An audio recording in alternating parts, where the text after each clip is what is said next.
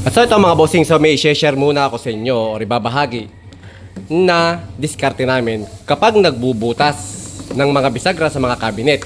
So kalimitan ang ginagamit namin sa mga cabinet works namin pagdating sa bisagra is itong concealed hinges. Or kilala to bilang European or cup hinge.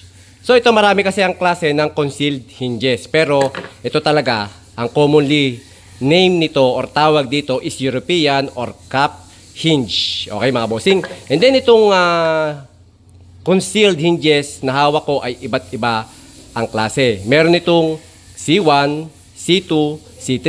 Yung C1, ito yung tinatawag na full overlay or pag gumamit tayo ng full overlay na bisagra, yung ating board or yung framing ng board natin ay kinakain or pantay sa pintuan. Yung gilid ng pinto natin ay pantay doon sa board or sakop niya mismo yung buong board. And then yung C2 naman, yung half overlay, kalahati lang ng board, ng framing, ang kinakain niya. For example, dito meron tayo ditong framing. Yung full overlay natin, kapag kinabit natin dito, taklob niya lahat ng framing.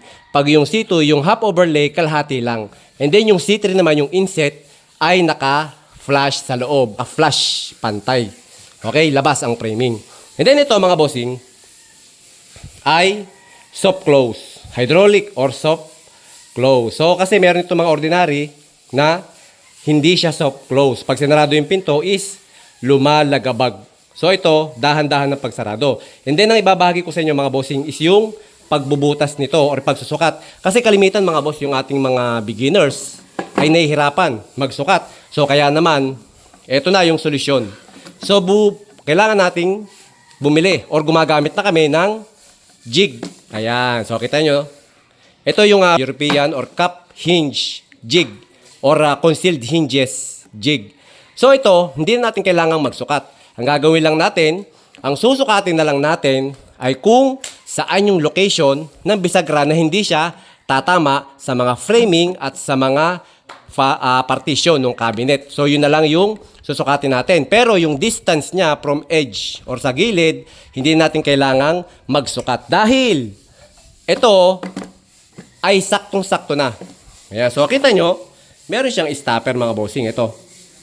Yung stopper na yan ay eksaktong-eksakto kapag ibinunggo natin sa gilid nitong ating gagawing pintuan, yung bibisagrahan natin. And then yung depth or yung lalim naman niya ay adjustable yan mga bossing. So pwede tayong magbutas ng mababaw lang, malalim, or depende sa gusto natin. Ayan mga bossing, no? So kaya yung mga mahilig gumawa or laging may kontrata ng mga cabinet works, ito na yung gawin ninyong or gamitin ninyong jig para hindi na kayo magsukat na magsukat. And then ito ay applicable sa lahat or doon sa tatlong klase ng hinges or ng hinge na ginagamit natin. C1 man yan, mapa C2, C3, full overlay, half overlay, inset, ay iisa ang sukat nila mga bossing. Okay? So hindi nyo na kailangang mangamba na pag halimbawa gagamit kami ng C2, gagamit kami ng C1, gagamit kami ng C3, baka mag-iba. Hindi mga bossing. Kahit alin ang gamitin ninyo, eksakto ang sukat ng ating jig. Dahil yan ay nakapropose sa ating mga European or cup hinge talaga.